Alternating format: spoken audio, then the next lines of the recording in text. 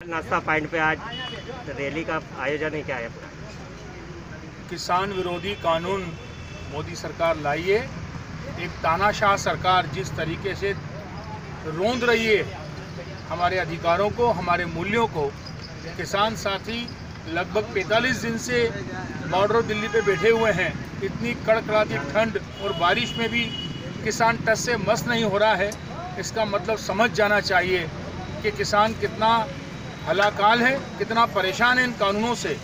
निजीकरण की आड़ में पूरा देश मोदी जी बेच रहे हैं। हम हर उपक्रमों की बात कर लें, अब खेती की बारी आ गई है और किसान आशंकित इस बात को लेकर है कि कॉन्ट्रैक्टर फार्मिंग जब चालू हो जाएगी तो इन किसानों का क्या होगा। आज किसानों को उचित मूल्य नहीं मिल पाता है।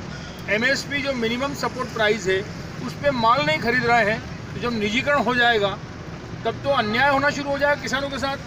जो लागत है फसल की वो मिलना तो दूर की बात है। ये किसान अभी तक तो ज़मीन गिरवी रखते आए हैं, थोड़े दिन बाद इनके घर वाले पूरे बच्चे तक इनके गिरवी हो जाएंगे पूंजीपतियों के हाथ में।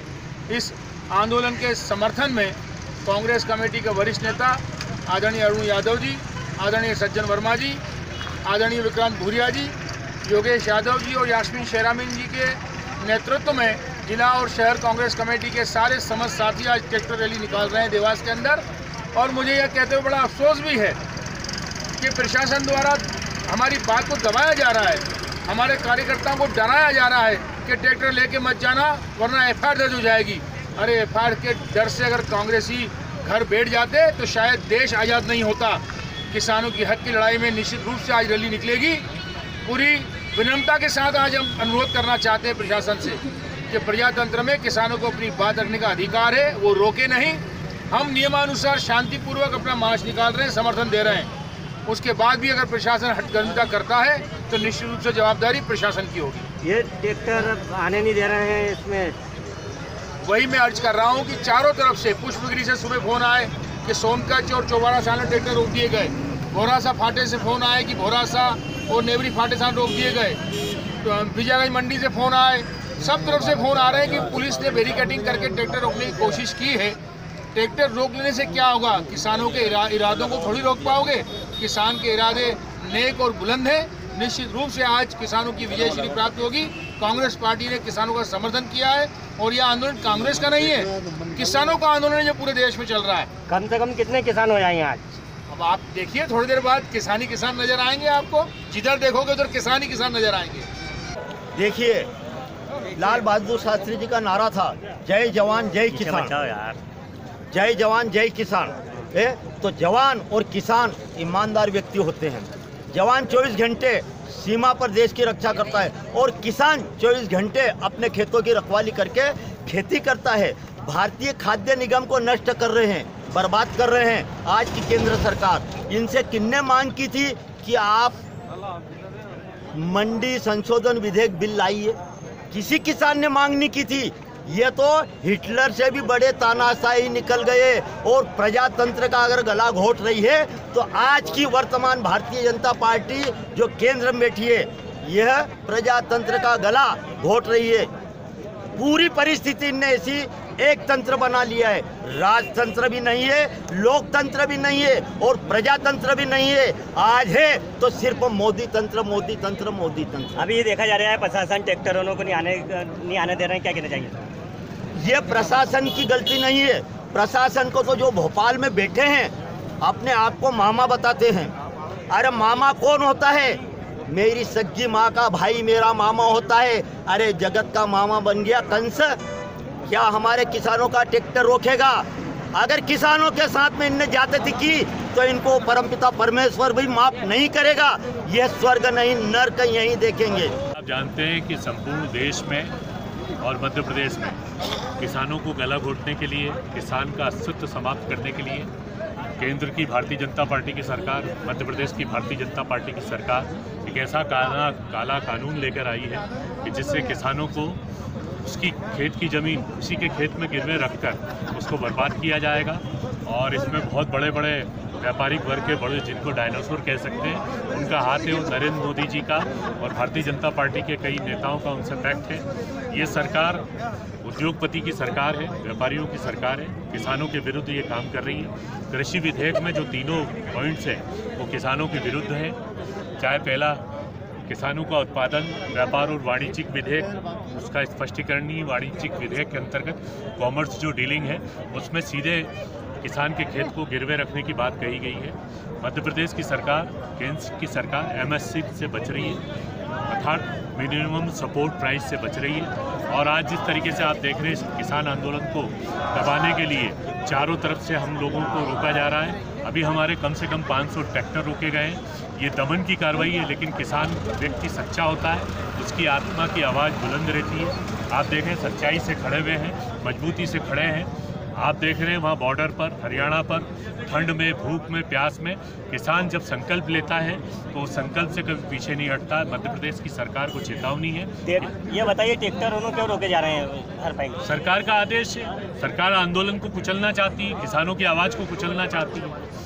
वो खेत में भी मारना चाहती है, सड़क पर भी मारना चाहती है। किसान की दमनकारी नीति है और चेहरा सामने आ रहा है। किसान उन्हों का आगे क्या रहेगा इसमें? कभी मान पूरी नहीं होती। हम पीछे हटेंगे नहीं, हम झुकेंगे नहीं, हम आखिरी दम तक लड़ाई लड़ेंगे।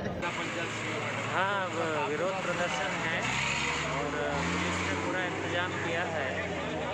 हमारी पूरी व्यवस्था लगी हुई है। कानून व्यवस्था बनाए रखना हमारी जिम्मेदारी है। उसको दृष्टिगत रखते हुए पर्याप्त पुलिस की व्यवस्था हमने की है। सर बताया जा रहा है कि बिना नंबर के भी जो ट्रैक्टर आ रहे हैं उनको वापस करा जा रहा है। और देख रहे हैं, चेक कर रहे हैं, ट्रैफिक पुलिस लगी हुई है और जो इस तरह का होगा तो सर यहाँ से कहाँ तक जाएंगे? कलेक्ट्रेट में सर ज्ञापन देने का है। अभी तो इकट्ठा हो रहे हैं, उनके बाद ही पता चलेगा अभी क्या उनका कार्यक्रम है। अभी कलेक्ट्रेट में ज्ञापन का कार्यक्रम रहेगा, तो अभी तो इकट्ठा हो ही रहे हैं, बाद में पता चलेगा। कमलनाथ जी के नेतृत्व में, दिग्विजय सिंह अरुण यादव के नेतृत्व में आज ये फैसला लिया गया कि 20 जनवरी को मुरैना जिले के चंबल के पुल के वहाँ खाट पंचायत होगी, किसानों की खाट पंचायत। हजार लोग एकत्रित होंगे। खाट पंचायत के बाद मई से दिल्ली के लिए कूच करेंगे। उसके बाद 23 तारीख को भोपाल में तमाम किसान कांग्रेस के लोग इकट्ठा होंगे, राजभवन का घेराव करेंगे और मांग पत्र देंगे कि ये काला कानून तत्काल वापस लेना चाहिए, नहीं तो जिस दिन किसान पलट गया नरेंद्र मोदी सड़क पे आ जाएगा। ये हमारी रणनीति बनी है। मैं ये कहना चाहता हूँ कि पिछले 45 दिनों से देश का हमारा अन्नदाता दिल्ली की सड़कों पर आंदोलित है। ऐसा एक काला कानून लाया जा रहा है जो हमारी जमीनों को अडानी अंबानी को गिरवी रखने का प्लान करके भारतीय जनता पार्टी नरेंद्र मोदी लेकर आ रहे हैं। 55 किसान हमारे अभी तक शहीद हो चुके हैं। प्रदेश कांग्रेस कमेटी, प्रदेश की हमारी कांग्रेस कमेटी राहुल गांधी जी के नेतृत्व में हमने ये स्पष्ट कहा है कि जब तक ये काला कानून वापस नहीं होगा तब तक हम प्रदेश में देश की सड़कों पर इस आंदोलन में भाग लेकर माननीय हमारे किसान भाइयों के सम्मान में इस कार्यक्रम को आगे बढ़ाएंगे। पिछले 15 दिनों, अगले 15 दिनों तक लगातार समूचे प्रदेश भर में ब्लॉक और जमीन जिले स्तर पर कार्यक्रम होंगे, जिसके बारे में आदरणीय सज्जन भाई आपसे अभी आपको ब्रीफ करेंगे।